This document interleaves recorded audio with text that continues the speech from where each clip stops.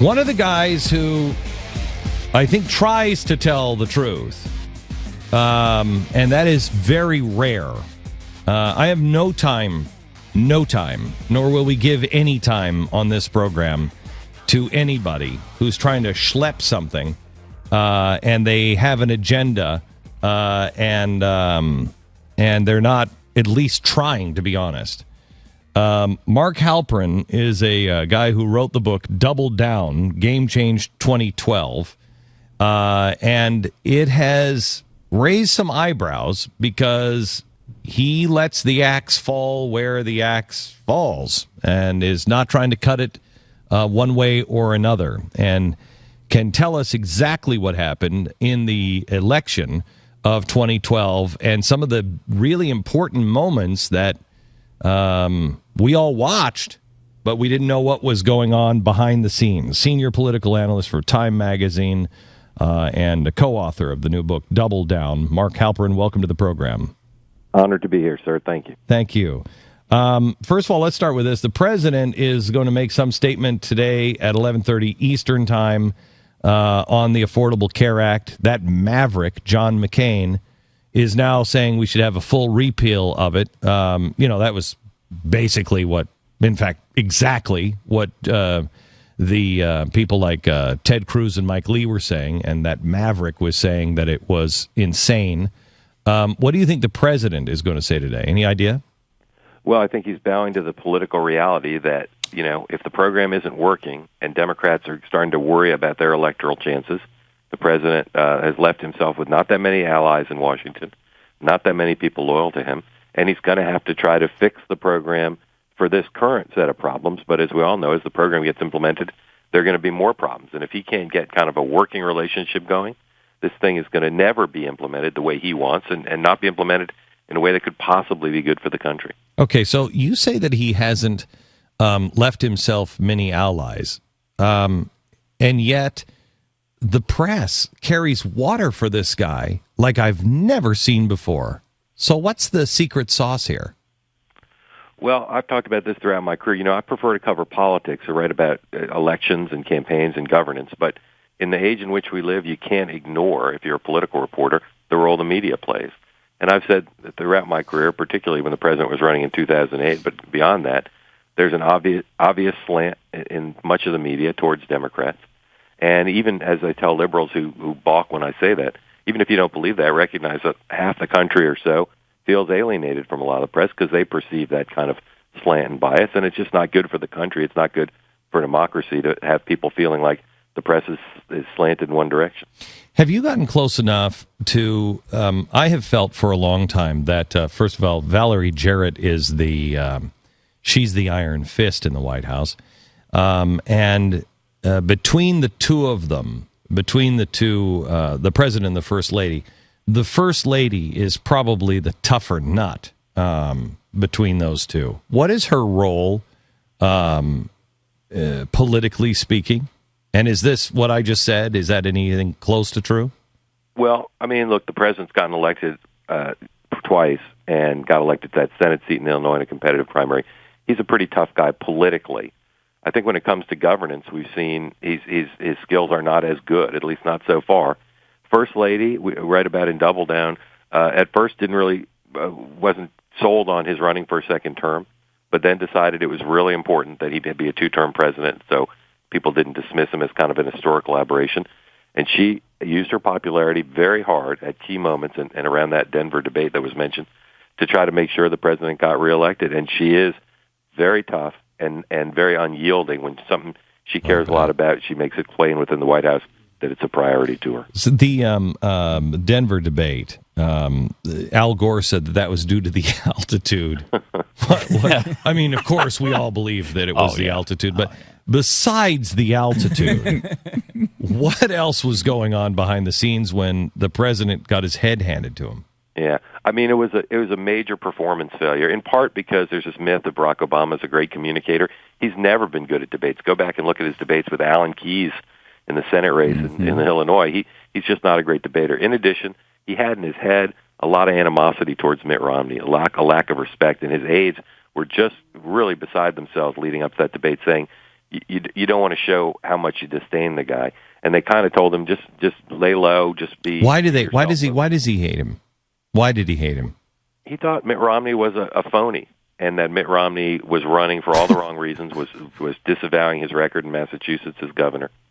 And that disdain led hang on just a second. I'm sorry. It's like you hit me in the head with a frying pan or a telephone pole. Yeah. The president thought someone else was a phony. That's what he thought. Wow. Yes, sir. That's saying something. I mean, when the king of phonies, the guy who says, it reminds me of my father's flag draped coffin. Yeah. When that guy thinks you're a phony, wow, that's saying something. Whoa. And you just had no respect for him at all going into this debate? He really didn't. He thought he was disqualified by his actions in the conduct of the race, and they just didn't want him to show that disdain, so they told him to kind of lay low in the debate. And you saw that just a ridiculously bad performance by the president that led them to feel like he could lose the election. And while they were publicly saying, "Oh, everything's fine," privately, as the president rehearsed for the second debate, they got really worried that he might lose the second debate, and they thought if that happened, the election could swing the other way. No, he would have. I think it would have. I think it would have. And luckily, Romney decided that his tactic was going to be, I'm going to agree with everything the president says. Yeah, me too. You think so? Me too. Me too. I'm just going to keep say you that. in office. Yeah, the Me Too strategy didn't go very well for him at all. Now, you made some revelations in the book, Mark, about the vetting of Romney's running mate, Chris Christie. That potential running mate. Potential running mate. Mm-hmm. And these are things that apparently were pretty closely guarded by the Romney campaign, and they seem fairly upset that they've come out. But tell us about some of the things that you found out about Chris Christie. The Chris Christie vetting. Well, Governor Romney at first thought, well, maybe I'll pick Chris Christie, and then he looked at some of the things in his background, little scandals, little controversies that had, some of them, if you Googled, you'd see them, but weren't known nationally. And he thought, that's a little too much. I don't want to take on that potential controversy. Then one of his advisors said, look, we're getting killed every day in the media. Barack Obama is dominating this race. We need a street fighter because we're in a street fight. And so he urged him to reconsider Christie. They looked at his background closer, and they found a bunch of stuff. Chris Christie used to be a lobbyist, and one of his clients was an organization that at the time was headed by Bernie Madoff. That's a 30-second ad that writes itself. Yeah. He also, when he was the U.S. Attorney in New Jersey, the Inspector General's office looked at his spending habits when he went on the road for business. All this stuff, nothing like a huge smoking gun, but Mitt Romney thought, this stuff's a little too controversial in the glare of a national campaign. I don't want to take that on. The report they delivered to him, laid that out in black and white, and the next day, after Governor Romney got it and read it, he said, nope, I'm not picking Chris Christie. So did Chris Christie, that famous walk on the beach, that really that was, I think, the final nail in the coffin. How did that come? President? Mm-hmm. Yeah. How did that come about? I mean, because Chris Christie's to the Romney people. I mean, they had to be incredibly They had to be frustrated crazy. Yeah, they were crazy. One of Romney's advisors was telling people, people talked about it as a bear hug. He saw it more as a French kiss. Yeah. Look, when a governor has a disaster, they tend to look for help from anywhere they can get it, and it's often from presidents. What Romney thought was, look, I understand Christie's governor, but he's also maybe a little being too exuberant here.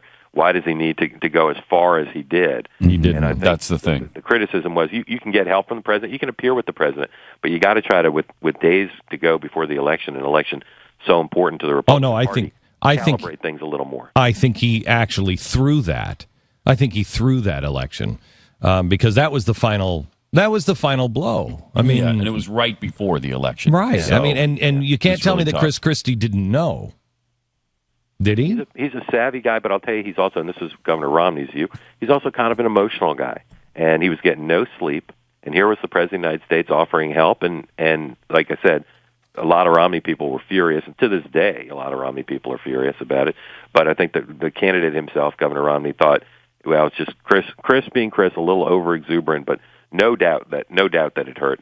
And Governor Christie could have, as I said, calibrated it just maybe a little bit more and not lean so hard in favor of the president. So tell me about the birth certificate with Donald Trump. This is a great story. You know, the president, like a lot of presidents these days, not frustrated with the media and this kind of superficiality of it. And he was getting asked all the time about Donald Trump trying to make the allegation the president wasn't born in the United States.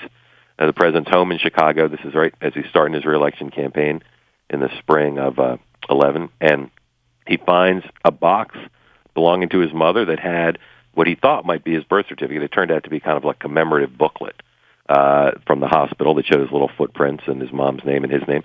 And he decided, based on that, once he determined it wasn't the birth certificate, he was going to shut Donald Trump up and the birthers up because he thought it was too big a distraction. And he went after him, and then shortly after he released the birth certificate, people might remember at the White House Correspondents' Dinner, where the president gives that annual comedy routine, he went after Trump again. And it's a good little scene because we connect the dots on what the president was actually thinking privately about Trump, and also tell the story from Trump's point of view as well. What does he think about Trump? Does not like Donald Trump. There's a surprise. He's a carnival barker. So does he think that Donald Trump might be a fraud? I would say that would be a good way to frame it in presidential terms. You know, the president has a pretty good sense of humor about what I like to call the political media freak show. But Trump pushed him a little too far, and he wanted to try to slay the giant that is Donald Trump. Mark, you obviously have pretty good access to these guys. Does the access stop or slow down or get tougher after you write a book like this? Well, you know, we wrote Game Change in 2000, came out in 2010, and we reported for this book. We did over 500 interviews, extensive cooperation from campaigns on both sides. You know, you read a lot of political books these days, just about Republicans, just about Democrats. We've been doing this a long time. Have sources in both parties across the board. So far, two books of access is about the same on both of them. That's why we like this so much, is because it cuts both ways. It cuts both ways. So tell me this: how do you know when you're writing something like this? Because the weasels in Washington, I don't trust a damn one of them. How do you know when you are not being played? I mean, because you're going to get people who are playing you because of the next election. Yeah. You know what I mean? How do you know? Absolutely.